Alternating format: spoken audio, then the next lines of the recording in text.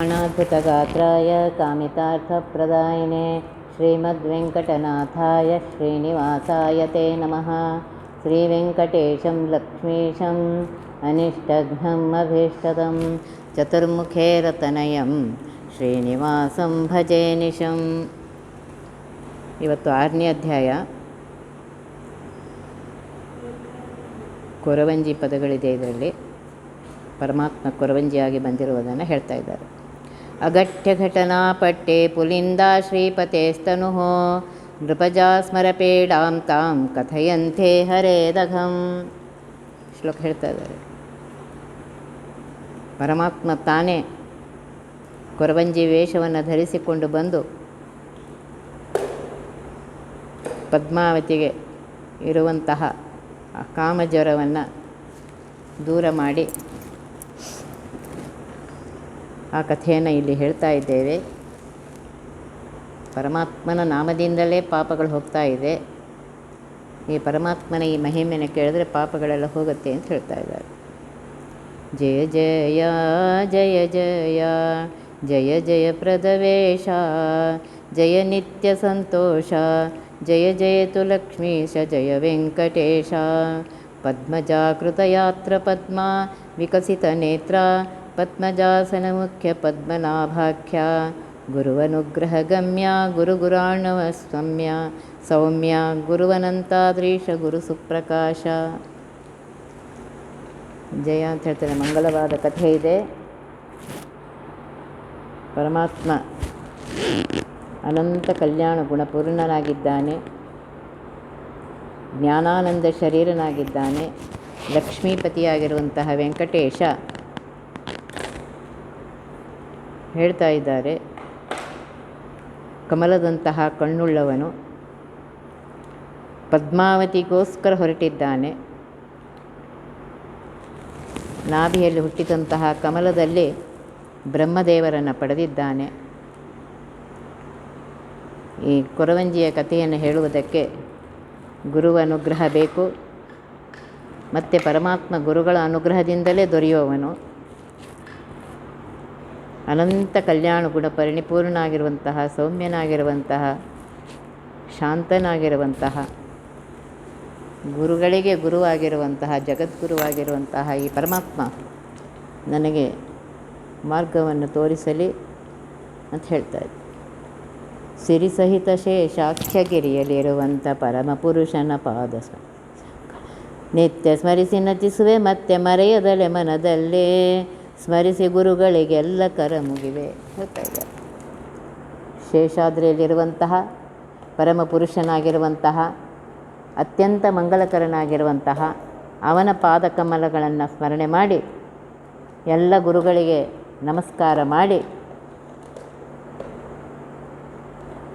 ಬೇಕಾದಷ್ಟು ಜ್ಞಾನಿಗಳು ಕವಿಗಳಿದ್ದಾರೆ,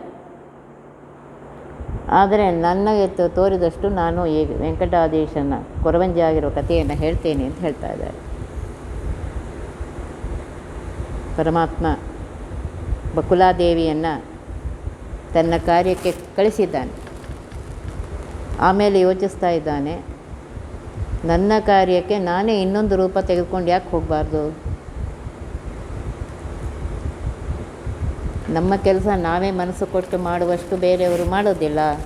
ಆದ್ದರಿಂದ ನಾನೇ ಹೋಗಬೇಕು ಅಂತ ಹೇಳಿ ಪರಮಾತ್ಮ ಕೊರವಂಜಿ ವೇಷವನ್ನು ಧರಿಸಿದ್ದಾನೆ. ಗಂಭೀರವಾಗಿದ್ದಾಳಂತೆ. ಮುಖ ಗಂಭೀರವಾಗಿದೆ. ಹಲ್ಲೆ ಇಲ್ಲಂತೆ. ದೊಡ್ಡ ದೊಡ್ಡ ಕಿವಿಗಳು,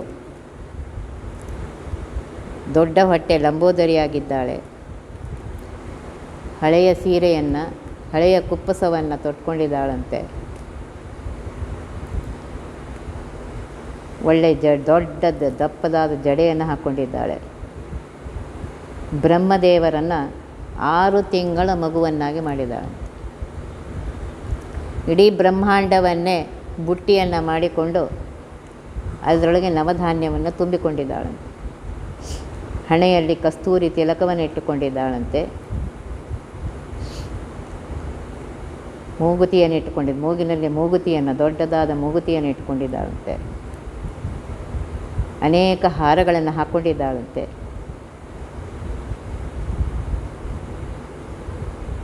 ಪರಮಾತ್ಮ ಹೀಗೆ ಹೇಳ್ತಾರೆ, ಗುಲ್ಗುಂಜಿ ಹಾರ, ತುಳಸಿ ಮಣಿಹಾರ, ಶ್ರೀಗಂಧದ ಹಾರ, ಕರ್ಪೂರದ ಮಣಿಹಾರ, ಸ್ಫಟಿಕದ ಮಣಿಹಾರ, ಕಮಲಾಕ್ಷ ಮಣಿಹಾರ, ಈಗ ಅನೇಕ ವಿಧದ ಹಾರಗಳನ್ನು ಹಾಕ್ಕೊಂಡು ಬಾಲಕನನ್ನು ತನ್ನ ಕೊಂಕಳಲ್ಲಿಟ್ಟುಕೊಂಡು ಕೈಯಲ್ಲಿ ಕೋಲನ್ನು ಹಿಡಿದುಕೊಂಡು ಹೊರಟಿದ್ದಾಳಂತೆ. ಬಂದು ನಾರಾಯಣಪುರಕ್ಕೆ ಬಂದಿದ್ದಾಳಂತೆ. ಬಂದು ಏನು ಮಾಡ್ತಾ ಇದ್ದಾಳಂತೆ, ಏನೋ ಬೇಡ್ಕೊಳ್ಳೋರಂಗೆ ಬಂದಿದ್ದಾಳೆ. ಮನೆ ಬಾಗಿಲನ್ನು ಇದು ಮಾಡ್ತಾ ಇದ್ದಾಳೆ, ಧ್ವನಿ ಮಾಡಿ ಹೇಳ್ತಾ ಇದ್ದಾಳೆ, ಮನಗೊಟ್ಟು ಕೇಳರಿ ಎನ್ನ ತಾಯಿಗಳಿರ, ಮನದ ಮಾತುಗಳು ಹೇಳಿವೆ ಮನವೇ ಅವ್ವೆಗಳಿರ. ಎಲ್ಲರೂ ಮನಸ್ಸು ಕೊಟ್ಟು ಕೇಳ್ರಿ, ಹಿಂದಾದದ್ದು ಹೇಳ್ತೇನೆ, ಹಿಂದೆ ಏನಾಗುತ್ತೆ ಅದು ಹೇಳ್ತೇನೆ, ಮುಂದಾಗುವುದನ್ನು ಚೆನ್ನಾಗಿ ಹೇಳ್ತೇನೆ.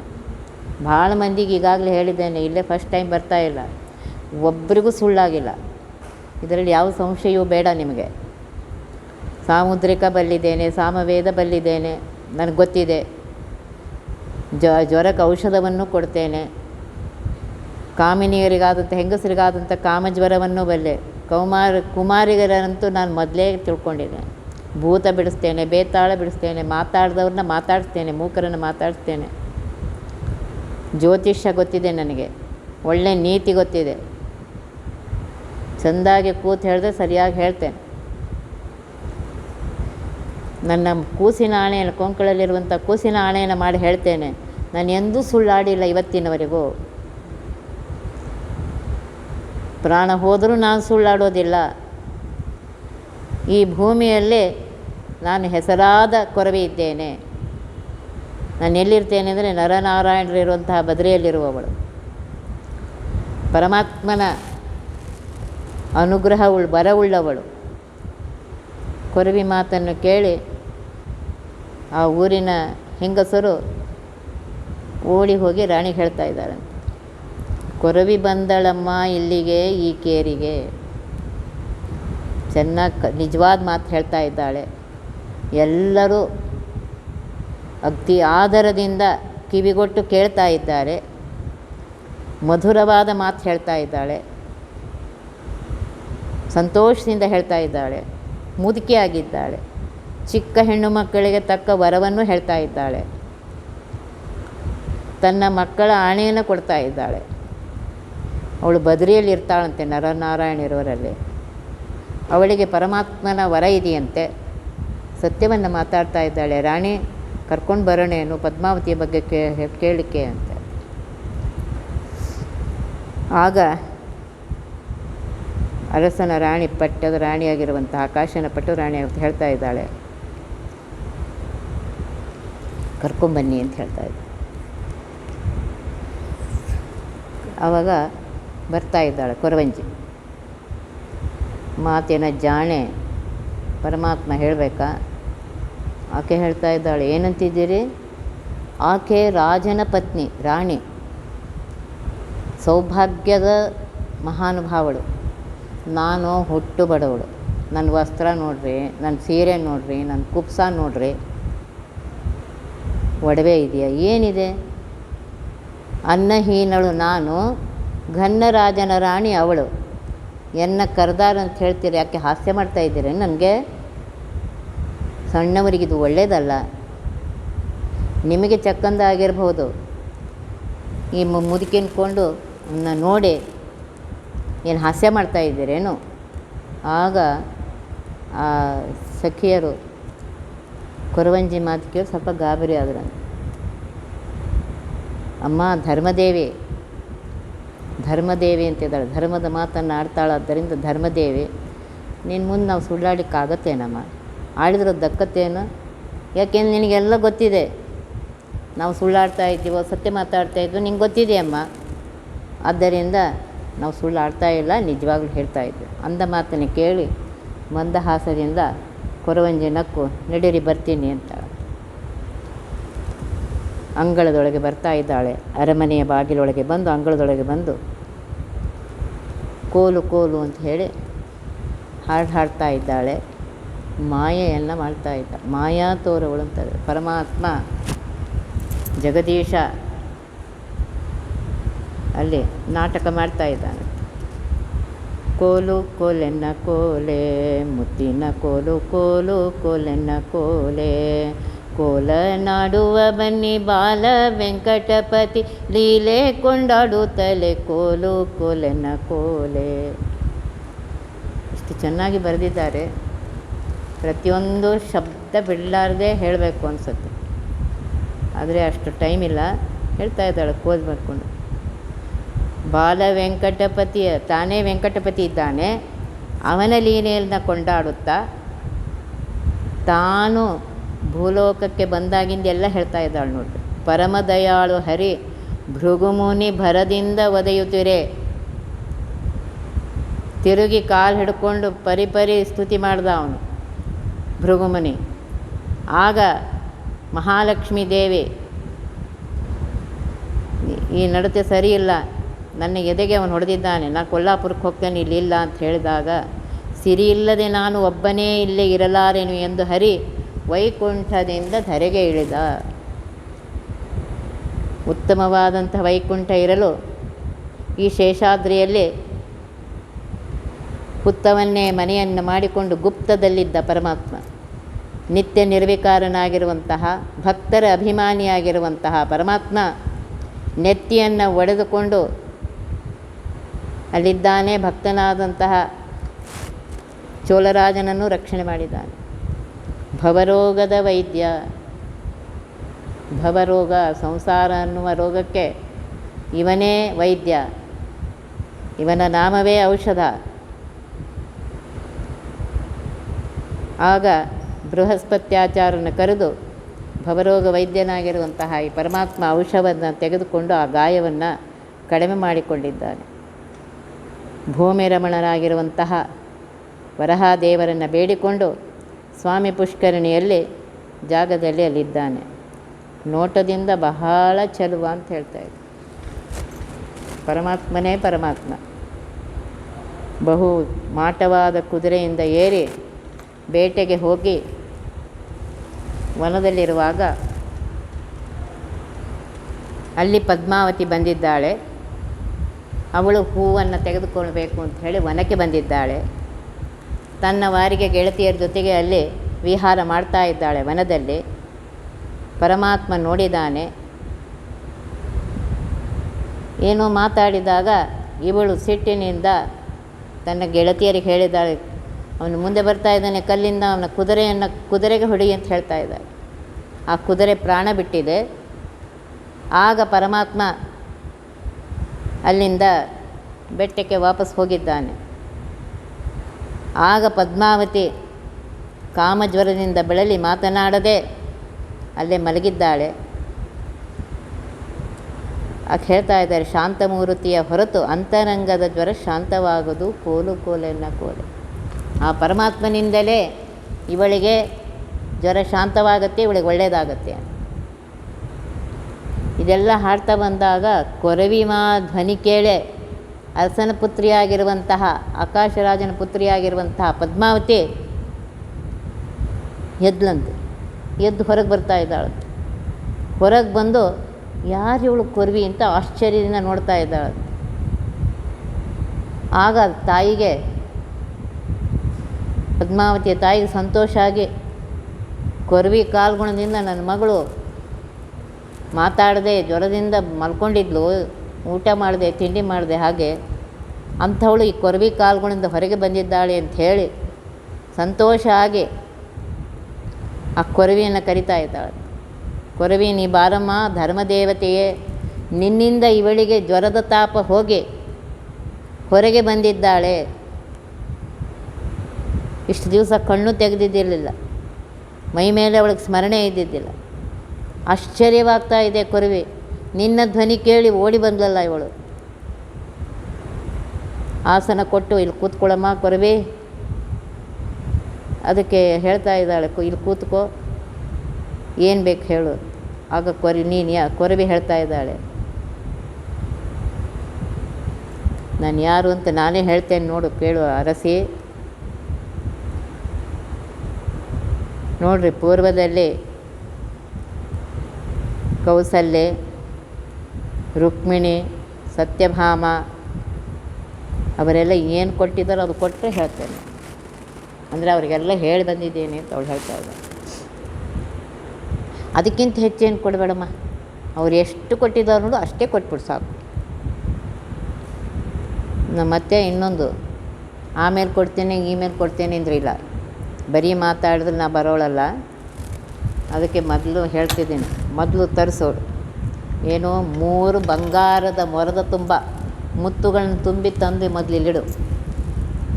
ಕೊರವಿ ಮಾತಿಗೆ ಇನ್ನೊಂದು ಮಾತನಾಡದೆ ಆಕಾಶರಾಜನ ಪತ್ನಿ ಆಗಿಂದಾಗೆ 3 ಬಂಗಾರದ ಮೊರದಲ್ಲಿ ಮುತ್ತುಗಳನ್ನು ತುಂಬಿ ಅವಳು ಮುಂದೆ ಇಟ್ಟಿದ್ದಾಳೆ, ಸಂತೋಷದಿಂದ ಇಟ್ಟಿದ್ದಾಳೆ.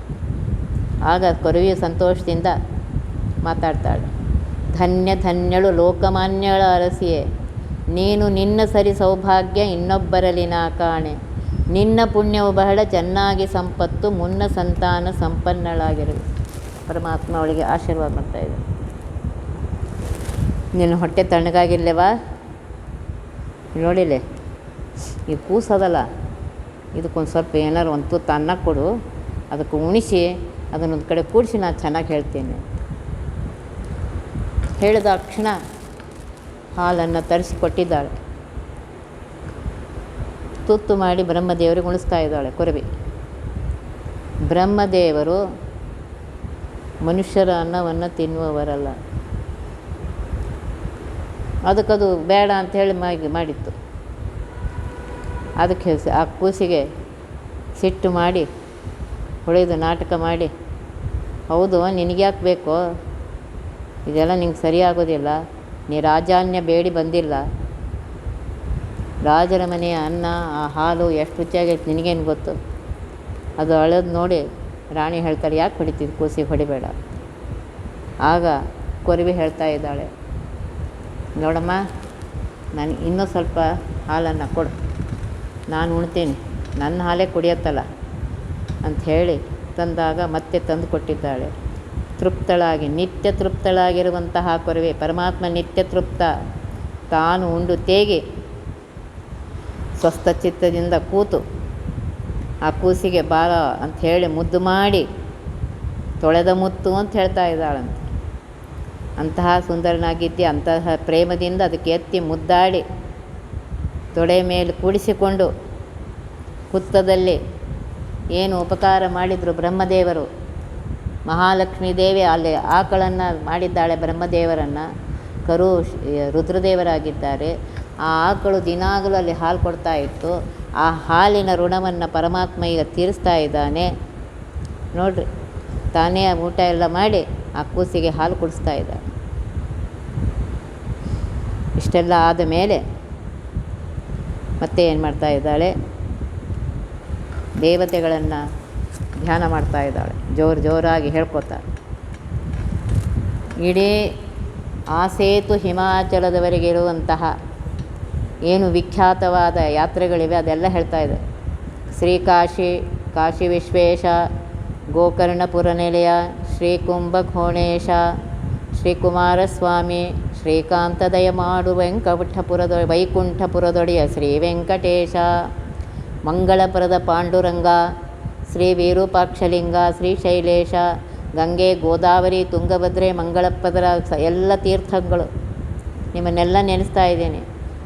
ಕಾವೇರಿಯಲ್ಲಿರುವಂತಹ ಕರುಣಾಪ್ತನಾಗಿರುವಂತಹ ಕರುಣಾಸಮುದ್ರ ಶ್ರೀರಂಗ, ಕಾಶಿಪುರದಲ್ಲಿರುವಂತಹ ಕಾಲಭೈರವ, ಮಹಾಕಾಳಿ ನೋಡ್ರಿ, ಮೂಕಾಂಬಿಕೆ, ಎಲ್ಲರಿಗೂ ಕಂಚಿಯಲ್ಲಿ ಕಾಮಾಕ್ಷಿ, ಮಧುರೆಯಲ್ಲಿ ಮೀನಾಕ್ಷಿ, ಕಾಶಿಯ ವಿಶಾಲಾಕ್ಷಿ ಎಲ್ಲರಿಗೂ ನಮಸ್ಕಾರ ಮಾಡ್ತೇನೆ. ನೀವೆಲ್ಲ ಸತ್ಯವಂತ ದೇವತೆಗಳು. ನಿಮಗೆ ಬಲಗೊಂಡು ಅಂದರೆ ನಿಮಗೆ ನಮಸ್ಕಾರ ಮಾಡಿ ಎಲ್ಲರಿಗಿಂತ ಹೆಚ್ಚಿನವಳಾದ ಎಲ್ಲ ದೇವತೆಗಳಿಗಿಂತ ಹೆಚ್ಚಿನವಳಾಗಿರುವಂತಹ ಕೊಲ್ಹಾಪುರದಲ್ಲಿರುವಂತಹ ಮಹಾಲಕ್ಷ್ಮೀ ದೇವಿಯೇ, ಭಕ್ತರಿಗೆ ಒಲಿಯುವಂತಹ ಮಹಾಮಾಯೆ, ನನ್ನ ಮೇಲೆ ಅನುಗ್ರಹ ಮಾಡು. ನಿನ್ನ ಇದರಿಂದ ನಾನು ಸತ್ಯವಾದ ಮಾತನ್ನು ಹೇಳ್ತಾ ಇದ್ದೇನೆ ಅಂತ ಇದ್ದಾರೆ. ಮತ್ತೆ ಶುರು ಆಮೇಲೆ ಹೇಳ್ತಾಳೆ ರಾಣಿಗೆ, ಕೊರವಂಜಿ ಊಟ ಎಲ್ಲ ಆಯಿತು, ಸ್ವಲ್ಪ ಒಳ್ಳೆ ತಾಂಬೂಲ ತಂದು ಕೊಡು ಅಂತ ಹೇಳ್ತಾರೆ. ಸರಸಾದ ಕಾಯಿ ಪತ್ರೆ, ಕರ್ಪೂರದ ಅಡಿಕೆ, ಕಿರಿಗಾಚು, ಏಲಕ್ಕಿ, ಮೌಕ್ತಿಕದ ಸುಣ್ಣ ಎಲ್ಲ ಇರಬೇಕು ಅಂತ ಹೇಳ್ತಾ ಇದ್ದಾರೆ. ನೋಡಿರಿ, ತಾಂಬೂಲ ಹೇಗಿರಬೇಕು ಅನ್ನೋದನ್ನು ಹೇಳ್ತಾ ಇದ್ದಾರೆ. ಅದನ್ನು ಕೇಳಿ ರಾಣಿ ನಕ್ಕು, ಕೊರವಿಯವರ ಸ್ವಭಾವ ಏನಂದರೆ ಮತ್ತೆ ಮತ್ತೆ ಬೇಡ್ತಾ ಇರೋದು, ಹಾಗೆ ಮಾಡ್ತಾ ಇದ್ದಾಳೆ ಅಂತ ಹೇಳಿ ತಂದಿಟ್ಲಂತೆ. ಇಟ್ಟು ಹೇಳ್ತಾ ಇದ್ದಾಳೆ, ಸತ್ಯ ಪೇಳಮ್ಮ ನೀ ಉತ್ತಮ ಕೊರವಂಜಿ, ಸತ್ಯ ಪೇಳೆ ಚಿತ್ತಕ್ಕೆ ಬೇಕಾದ್ದು ಮತ್ತೆ ನಾ ಕೊಡುವೆ, ಸತ್ಯ ಪೇಳೆ ತರಿಸಿಟ್ಟೆ ನಾ 3 ಮೊರ ತುಂಬ ಮುತ್ತನ್ನು, ಸತ್ಯ ಪೇಳೆ ಸರಸಾಗಿ ಮನಸ್ಸಿಗೆ ಹರ್ಷವಾಗುವ ಹಾಗೆ, ಸತ್ಯ ಪೇಳೆ ಗಂಟಲು ಬಿಗಿದು 108 ಮಾತಾಡದೆ, ಸತ್ಯ ಪೇಳೆ ಬಂಟತನವ ಪೇಳೆ ಅಂಟಿಸಬೇಡನ್ನ, ಸತ್ಯ ಪೇಳೆ ಮಾನವಂತೆಯನ್ನು ಮಾನ ಮಾಡಲು ಬೇಡ, ಸತ್ಯ ಪೇಳೆ ಅನಂತಾದ್ರೀಶನ ಆಣೆ ನಿನಗೆ ಉಂಟು, ಸತ್ಯ ಪೇಳೆ ಸತ್ಯವಾದ ಮಾತಾಡಮ್ಮ, ಸುಳ್ಳು ಮಾತಾಡಬೇಡ, ಏನಿದೆ ಅದನ್ನು ಹೇಳು. ಅರಸಿಯ ಮಾತನ್ನು ಕೇಳಿ, ರಾಣಿಯ ಮಾತನ್ನು ಕೇಳಿ ಪರಮಾತ್ಮ ಹೇಳ್ತಾ ಇದ್ದಾನೆ, ನಿನ್ನ ಮನೆ ಅನ್ನ ಉಂಡಿದ್ದೇನೆ ರಾಣಿ, ಅನ್ನ ಉಂಡವನಿಗೆ ನಾನು ವಂಚನೆ ಮಾಡೋದಿಲ್ಲ.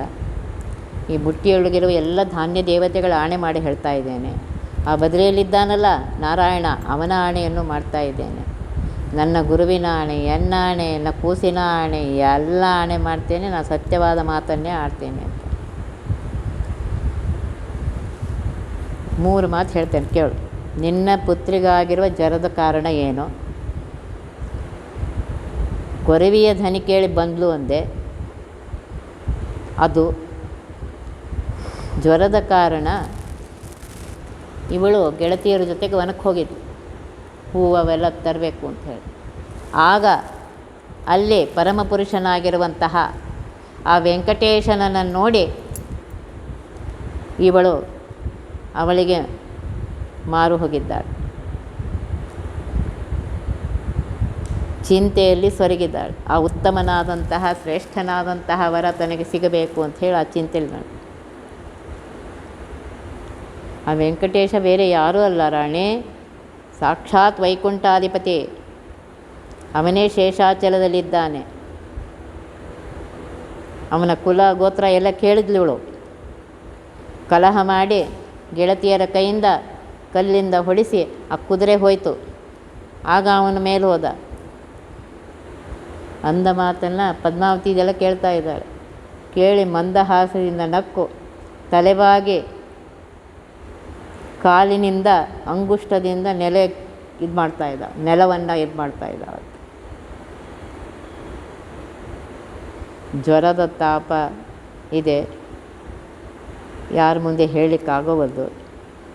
ಬೇಡ, ವೆಂಕಟಪತಿಯಾಗಿರುವಂತಹ ವೆಂಕಟೇಶನ ಪಾದದ ಧೂಳಿಯನ್ನು ನಿನಗೆ ಹಚ್ತೇನೆ, ಜ್ವರ ಓಡಿ ಹೋಗುತ್ತೆ. ನಿನ್ನ ಕೈ ತೋರಿಸು, ಸಾಮುದ್ರಿಕವನ್ನು ಹೇಳ್ತೇನೆ, ನಾನು ಸುಳ್ಳು ಮಾತಾಡಿಲ್ಲ, ಎಲ್ಲ ಒಳ್ಳೆಯ ಚಿಹ್ನೆಗಳು ನಿನ್ನಲ್ಲಿವೆ ಅಂತ ಹೇಳ್ತಾ ಇದ್ದಾರೆ. ಎಲ್ಲ ಲಕ್ಷಣಗಳನ್ನು ಇಲ್ಲಿ ವರ್ಣನೆ ಮಾಡ್ತಾ ಇದ್ದಾರೆ. ಮಹಾಲಕ್ಷ್ಮಿನೇ ಮಹಾಲಕ್ಷ್ಮೀ ದೇವಿ, ಅವಳು ಹೇಗಿರಬೇಕು ಅನ್ನೋದನ್ನು ಇಲ್ಲಿ ವರ್ಣನೆ ಮಾಡ್ತಾ ಇದ್ದಾರೆ. ಮಂಗಳ ರೇಖೆಗಳು, ಎಲ್ಲ ಮಂಗಳ ರೇಖೆಗಳು ಚೆನ್ನಾಗಿ ಕಾಣ್ತಾ ಇವೆ ಅಂತ, ನಿಚ್ಚವಾಗಿ ಕಾಣಿಸ್ತಾ ಇವೆ, ನಿಚ್ಚಳವಾಗಿ. ವೆಂಕಟಪತಿಯ ಪಾದದ ರೇಣುವನ್ನು ಅವಳಿಗೆ ತಲೆಯ ಮೇಲೆ ಇಟ್ಟು ತನ್ನ ಅಭಯ ಹಸ್ತವನ್ನು, ಇಷ್ಟಾರ್ಥದ ಕರವಾದಂಥ ಹಸ್ತವನ್ನು ಇಟ್ಟು ಅರಸಿಯ ಮುಂದೆ ಸ್ಪಷ್ಟವಾಗಿ ಹೇಳ್ತಾ ಇದ್ದಾಳೆ, ಬಿಟ್ಟು ಹೇಳ್ತಾ ಇದ್ದಾಳೆ, ನೋಡು ರಾಣಿ, ನಿನ್ನ ಮಗಳನ್ನು ಏನೂ ಸಂಶಯ ಪಡದೆ ಆ ವೆಂಕಟೇಶನಿಗೆ ಕೊಡು, ಅಂದರೆ ಇವಳು ಉಳಿತಾಳೆ, ಇಲ್ಲದೇ ಇದ್ದರೆ ಉಳಿಯೋದಿಲ್ಲ. ದುಷ್ಟ ಕರ್ವಿ ಹಿಂಗೆ ಕೆಟ್ಟ ಮಾತಾಡಿದ್ಲು ಅಂಥೇಳಿ ಸಿಟ್ಟು ಮಾಡಬೇಡ. ನಾನು ಸ್ಪಷ್ಟವಾಗಿ ಮಾತಾಡೋಳು, ಸೆರಿಗೆಗೆ ಬೇಕಾದ ಗಂಟು ಕಟ್ಕೋ. ನಾನು ಎಂದೂ ಸುಳ್ಳು ಹೇಳೋಳೇ ಅಲ್ಲ. ಅವನಿಗೆ ಸಿಟ್ಟಿದೆ, ಕುದುರೆ ಕೊಂದಿದ್ದಾಳೆ, ಅವನ ಮದುವೆ ಮಾಡ್ಕೋತಾನೇನು ಅಂತ ನೀನು ಸಂದೇಹ ಪಡಬೇಡ. ನಿತ್ಯ ಸಂತುಷ್ಟನಾದಂತಹ ಪರಮಾತ್ಮನಿಗೆ ಸಿಟ್ಟುಗಿಟ್ಟು ಏನಿಲ್ಲ. ಮತ್ತು ಇನ್ನೊಂದು ಹೇಳ್ತೇನೆ, ಇನ್ನೊಂದು ಸ್ವಲ್ಪ ಹೊತ್ತಿಗೆ ಒಬ್ಬಳು ಒಳ್ಳೆಯ ಅಶ್ವವನ್ನು ಏರಿಕೊಂಡು ಒಬ್ಬ ಹೆಂಗಸು ಬರ್ತಾಳೆ ಕನ್ಯಾರ್ಥಿಯಾಗಿ. ಅವಳು ಬರುವ ಪೂರ್ವದಲ್ಲಿಯೇ ನಾ ಹೇಳಿದ್ದನ್ನು ಆಕಾಶರಾಜ್, ನಿನ್ನ ಪತಿಯಾಗಿರುವಂಥ ಆಕಾಶರಾಜನಿಗೆ ಹೇಳು, ನಿನ್ನ ಮಗನಿಗೂ ಹೇಳು, ನಿನ್ನ ಮೈದನಾಗಿರುವಂತಹ ತೋಂಡಮಾನನಿಗೂ ಹೇಳು, ಮತ್ತು ಮಗಳನ್ನು ಇನ್ನೊಂದು ಸಲ ಏಕಾಂತದಲ್ಲಿ ಕೇಳು. ಕೊರವಿ ಹೇಳಿದ್ದೆಲ್ಲ ಸತ್ಯನಾ, ನಿನಗೆ ಅವನೇ ಮದುವೆ ಮಾಡಿಕೊಡ್ಬೇಕಾ ಏನು ಅಂತ ಕೇಳು ಇನ್ನೊಂದು ಸತ್ಯ. ನಾನು ಸುಳ್ಳು ಹೇಳೋವಳಲ್ಲ, ನಾನು ಕಾಸಿನ ಆಸೆಗೆ ಭಿಕ್ಷೆ ಬೇಡುವುದಕ್ಕೆ ಬಂದವಳಲ್ಲ. ಹಿತಾರ್ಥವೇ ನನಗೆ ಪರಮ ಕಾರ್ಯ ಅಂತ ಇದ್ದಾಳೆ. ನನಗೆ ಎಲ್ಲ ಥರದ ಮಂತ್ರಗಳು ಗೊತ್ತಿವೆ. ಮತ್ತೆ ಹೇಳ್ತಾ ಇದ್ದಾನೆ, ಪರತತ್ವವನ್ನು ಬಲ್ಲೆ,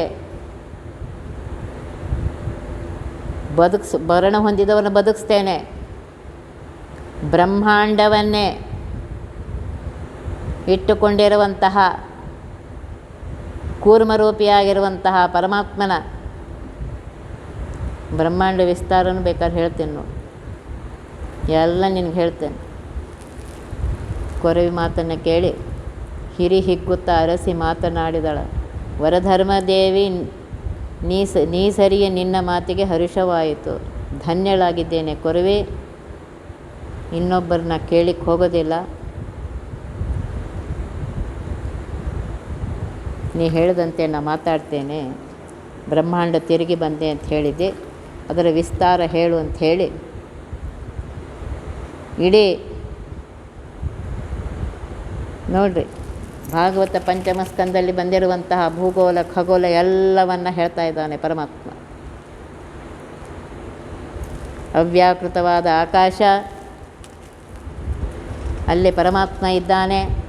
ಶಕ್ತಿ ನಾಮಕಳಾಗಿರುವಂತಹ ಮಹಾಲಕ್ಷ್ಮೀ ದೇವಿ ನೋಡ್ರಿ, ಬ್ರಹ್ಮಾಂಡವನ್ನು ಮಹಾಲಕ್ಷ್ಮೀ ದೇವಿ ಇದೇಂತ ಹೇಳುತ್ತೆ, ತಲೆ ಮೇಲೆ ಏನಾದ್ರು ಹೊತ್ಕೋಬೇಕಾದ್ರೆ ಶಿಂಬಿಯನ್ನು ಮಾಡಿ ಬಟ್ಟೆಯಿಂದ ಅದರ ಮೇಲೆ ಇಟ್ಕೋತಾರೆ. ಹಾಗೆ ಮಹಾಲಕ್ಷ್ಮೀ ದೇವಿ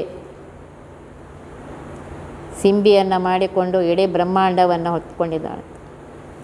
ನೋಡಿರಿ, ಬ್ರಹ್ಮಾಂಡದಲ್ಲಿ ಕೂರ್ಮರೂಪಿಯಾಗಿರುವಂತಹ ಪರಮಾತ್ಮ ಮೊದಲು ಇದ್ದಾನೆ, ಅವನ ಮೇಲೆ ಶಕ್ತಿ ನಾಮಕಳಾಗಿರುವಂತಹ ಮಹಾಲಕ್ಷ್ಮೀ ದೇವಿ, ಅದರ ಮೇಲೆ ವಾಯುಕೂರ್ಮ, ಅದರ ಮೇಲೆ ಈ ಬ್ರಹ್ಮಾಂಡವನ್ನು ಹೊತ್ಕೊಂಡಿದ್ದಾರಂತೆ.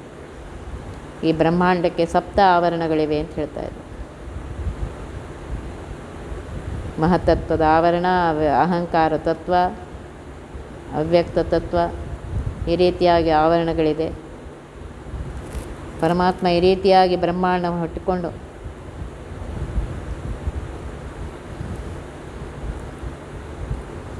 ಮೇಲಿನ 7 ಲೋಕಗಳು, 14 ಲೋಕಗಳನ್ನು ಇವನು ಹಿಡಿದಿದ್ದಾನೆ.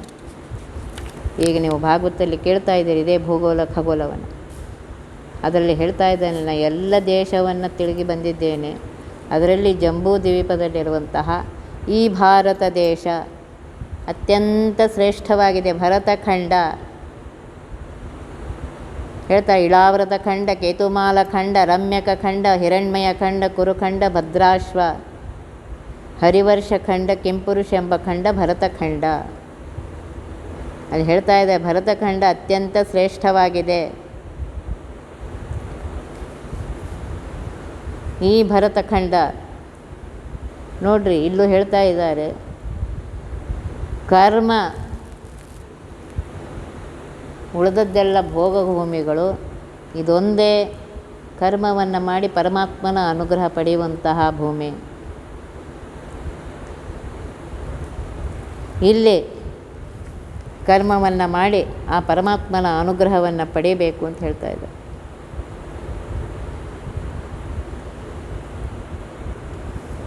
ಇಲ್ಲಿ ಹರಿಯುವಂಥ ಎಲ್ಲ ನದಿಗಳನ್ನು ಹೇಳ್ತಾ ಇದ್ದಾಳೆ.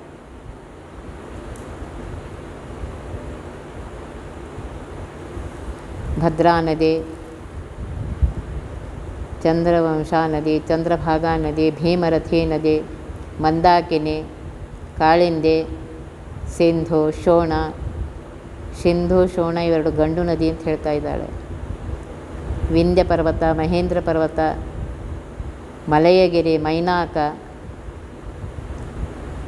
ಗೋವರ್ಧನಗಿರಿ, ರೈವತ, ಶ್ರೀಶೈಲ, ವೆಂಕಟಾಖ್ಯಗಿರಿ, ಅಲ್ಲೇ ನಿನ್ನ ಅಳಿಯ ಇದ್ದಾನೆ ಅಂತ ಹೇಳ್ತಾ ಇದ್ದಾರೆ. ಗಿರಿಗಳ ಬಗ್ಗೆ, ಖಂಡಗಳ ಬಗ್ಗೆ, ನದಿಗಳ ಬಗ್ಗೆ ಎಲ್ಲ ಹೇಳಿದ್ದೇನೆ. ಅಂಗದೇಶ, ವಂಗದೇಶ, ಕಳಿಂಗ, ಬಂಗಾಲ, ಕಾಲಿಂಗ, ಕಾಶ್ಮೀರ ಎಲ್ಲ ಹೇಳ್ತಾ ಇದ್ದಾಳೆ ನೋಡಿ. ಇಷ್ಟೆಲ್ಲ ಇದೆ. ಇದು ನಾಟಕದ ದೇಶ, ಕರ್ನಾಟಕ ದೇಶವು, ಆಮೇಲೆ ಮರಾಠ, ಸೌರಾಷ್ಟ್ರ, ಮಹಾರಾಷ್ಟ್ರ ಇವೆಲ್ಲ ಹೇಳ್ತಾ ಇದ್ದಾರೆ. ಈ ರೀತಿಯಾಗಿ ಎಲ್ಲ ಹೇಳಿ ಬ್ರಹ್ಮಾಂಡದೊಳಗಿರುವಂತಹ ಭೂಮಂಡಲದೊಳಗೆ ಜಂಬೂದ್ವೀಪ, ಅದರಲ್ಲಿ ಭರತಖಂಡ ಶ್ರೇಷ್ಠ. ಇಲ್ಲಿ ಹುಟ್ಟಿದ ಜನರಿಗೆಲ್ಲ ಸಾಧನ ಉಂಟು ಬಲ್ಲವಳೆ ನೀನು, ಇದನ್ನೆಲ್ಲ ಕೇಳುತ್ತಾ ಎನ್ನ ಸೊಲ್ಲು ಮರೆಯಲು ಬೇಡ ಪುಲ್ಲಾಕ್ಷಿ ಎನ್ನಲು ಆಗಲ್ಲೇ ನುಡಿದಳು ರಾಜವಲ್ಲಭೆಯು ತಾನು. ಇಷ್ಟೆಲ್ಲ ಭೂಮಂಡಲದ ವರ್ಣೆ, ಭೂಗೋಳ ಖಗೋಳ ವರ್ಣೆ ಮಾಡುವಷ್ಟರಲ್ಲಿ ಮಹಾರಾಣಿ ನಂದೇನು ಮೇನಿತ್ತು ನೋಡು, ಅದನ್ನು ಮರಿಬೇಡ ನೀನು. ಆಗ ರಾಣಿ ಹೇಳ್ತಾ ಇದೆ, ಹರ್ಷವಾಯಿತಮ್ಮ ನಿನ್ನ ಸರಸು ಮಾತು ಕೇಳಿ ಮುನ್ನ, ಮರೆಯಲಿ ಹಾಗೆ ನಿನ್ನ ಮಾತು ಏ ಧರ್ಮದೇವಿ. ಮರೆಯುವುದುಂಟು ಅರಸರಿಗೆ ಮರೆತಾರು ಉಳಿದದ್ದು ಮರೆಯಬೇಡವರು ಗಾದ್ರೀಶನೆಯೇ ಧರಣಿ ದೇವಿ. ಆಕೆ ಧರ್ಮದೇವಿ ಅಂತ ಇದ್ದಾಳೆ, ಈಕೆ ಧರಣಿ ದೇವಿ ಅಂತ ಹೇಳಿ ಉತ್ತರವನ್ನು ಕೊಡ್ತಾಳೆ. ನಿನ್ನ ಮಾತು ಕೇಳಿದ್ದೇನೆ, ನೀನು ಹೇಳಿದ್ದಲ್ಲ ಭೂಗೋಳ ಖಗೋಳ ಅವನ್ನೆಲ್ಲ ಕೇಳಿ ಸಂತೋಷ ಆಯ್ತಮ್ಮ. ನಿನ್ನ ಮಾತು ಎಂದೂ ಮರೆಯೋದಿಲ್ಲ. ಆಗ ಪರಮಾತ್ಮ ಹೇಳ್ತಾರೆ, ಏನು ಬೇಕಾದರೂ ಮರಿ, ಈ ಮಾತನ್ನು ಮಾತ್ರ ಮರಿಬೇಡ. ಆಗ ಹೇಳ್ತಾಳೆ ಧರ್ಮದೇವಿ, ಆ ವೆಂಕಟೇಶನಿಗೆ ನನ್ನ ಮಗಳನ್ನು ಕೊಡುತ್ತೇನೆ, ಆಣೆ ಮಾಡಿ ಹೇಳ್ತಾ ಇದ್ದೇನೆ. ನಮ್ಮಲ್ಲಿ ಆಣೆ ಅನ್ನೋ ಶಬ್ದವನ್ನು ಉಪಯೋಗಿಸಬಾರ್ದು. ಮೇಲೆ ಒಳಿತು ಅದನ್ನೇ ಹೇಳ್ತಾರೆ, ಇನ್ನೂ ಮೇಲೆ ಒಳಿತು ನೀನು ಏ ಧರ್ಮದೇವಿ, ಆಣೆ ಮಾಡಿದ್ದೇನೆ ಒಳಿತು ಅಂತ ಹೇಳ್ತಾ ಇದ್ದೇನೆ. ಆಗ ಹೇಳ್ತಾ ಇದ್ದಾಳೆ ಧರ್ಮದೇವಿ, ಕುರವಂಜಿ, ಆತನಿಗೆ ನಿನ್ನ ಮಗಳನ್ನು ಕೊಟ್ಟರೆ ನಿನಗೆ ಒಳ್ಳೆಯದಾಗತ್ತೆ, ಅವಳಿಗೂ ಒಳ್ಳೆಯದಾಗತ್ತೆ, ಎಲ್ಲರಿಗೂ ಒಳ್ಳೆಯದಾಗತ್ತೆ, ಸಂದೇಹ ಮಾಡಬೇಡ. ಅಲ್ಲ ಧರ್ಮದೇವಿ, ಎಲ್ಲರ ಬಗ್ಗೆ ನಿನಗೆ ಗೊತ್ತಿದೆ, ನನ್ನ ಬಗ್ಗೆ ನಿಂಗೆ ಗೊತ್ತಿಲ್ವಾ? ನಾನು ಸುಳ್ಳು ಮಾತಾಡ್ತಿದ್ದೀನ? ಇಲ್ಲ. ಆಗ ಹೇಳ್ತಾಳೆ, ಆನಂದವಾಯಿತಮ್ಮ ಧರಣಿದೇವಿ, ನಿನ್ನ ಮಾತು ಕೇಳು, ಆನಂದ ಆಯಿತು, ಇನ್ನು ನಾನು ಹೋಗಿ ಬರ್ತೇನೆ ಅಂಥೇಳಿ ಕೂಸನ್ನು ಮತ್ತೆ ಬೆನ್ನಿಗೆ ಕಟ್ಟಿಕೊಂಡು ಆ ಧರ್ಮದೇವಿಯಾಗಿರುವಂತಹ ಪರಮಾತ್ಮ ಹೊರಟಿದ್ದಾನೆ. ಈ ರೀತಿ ಲೌಕಿಕಾಚಾರಗಳ ಮಾಡುತಿಹ ಚಾರು ವೆಂಕಟಪತಿಯ ಚಾರು ಕೊರವಂಜಿಯ ಕತೆ, ಆರು ಭಕ್ತಿಯಲ್ಲಿ ಸಂಪೂರ್ಣ ಕೇಳುವರು ಅವರ ಘೋರ ಸಂಕಟವು ಪರಿಹಾರ. ನೋಡಿರಿ, ಲೌಕಿಕಾಚಾರವನ್ನು ಮಾಡುತ್ತಿರುವಂತಹ ಪರಮಾತ್ಮ ಕೊರವಂಜಿಯಾಗಿ ಬಂದು ತನ್ನ ಕಾರ್ಯ ತಾನು ಮಾಡ್ಲಿಕ್ಕೆ ಬಂದಿರುವಂತಹ ಈ ಕಥೆಯನ್ನು ಯಾರು ಸಂಪೂರ್ಣವಾಗಿ ಭಕ್ತಿಯಿಂದ ಕೇಳ್ತಾರೆ ಅವರ ಘೋರ ಸಂಕಟಗಳು ಪರಿಹಾರವಾಗಿ ಪರಮಾತ್ಮ ಅವರಿಗೆ ಶುಭವನ್ನು ಕೊಟ್ಟು ಶುಭವನ್ನು ಮಾಡಿ ಅವರ ಕಾರ್ಯಗಳನ್ನು ಉಳಿದೆಲ್ಲ ಕಾರ್ಯ ಬಿಟ್ಟು ಮೊದಲು ಅವರ ಕಾರ್ಯ ಮಾಡ್ತಾನೆ. ನನ್ನ ಭಕ್ತರಿದ್ದಾರೆ, ಮೊದಲು ಅವರ ಕಾರ್ಯ ಅಂತ ಹೇಳಿ. ಈ ಬ್ರಹ್ಮಾಂಡದಲ್ಲಿ ಅತ್ಯಂತ ರಮ್ಯವಾಗಿರುವಂತಹ ವೆಂಕಟಗಿರಿಯಲ್ಲಿರುವಂತಹ ಈ ಪರಮಾತ್ಮ, ಇಲ್ಲಿ ದಾಸರು ಹೇಳ್ತಾರೆ, ಪರಮಾತ್ಮ ಪ್ರೇರಣೆ ಮಾಡಿದಂತೆ ಅಪಾರ ಮಹಿಮನಾಗಿರುವಂತಹ ಆ ಪರಮಾತ್ಮನ ಕಥೆಯನ್ನು ಹೇಳಿ ಮುಗಿಸ್ತಾ ಇದ್ದೇನೆ. ಎಲ್ಲರೂ ಇದನ್ನು ಭಕ್ತಿಯಿಂದ ಕೇಳಿ ಅಂತ ಹೇಳ್ತಾ ಇದ್ದಾರೆ. ಇದು 6ನೇ ಅಧ್ಯಾಯ ಬಹಳ ದೊಡ್ಡದಾಗಿದೆ, ಅರ್ಧ ಗಂಟೆಯಲ್ಲೇ ಹೇಳಬೇಕು. ಆದ್ದರಿಂದ ಸಂಕ್ಷಿಪ್ತವಾಗಿ ಹೇಳಿದ್ದೇನೆ. ಮುಂದೆ ಸಮಯ ಸಿಕ್ಕಾಗ ನೋಡೋಣ.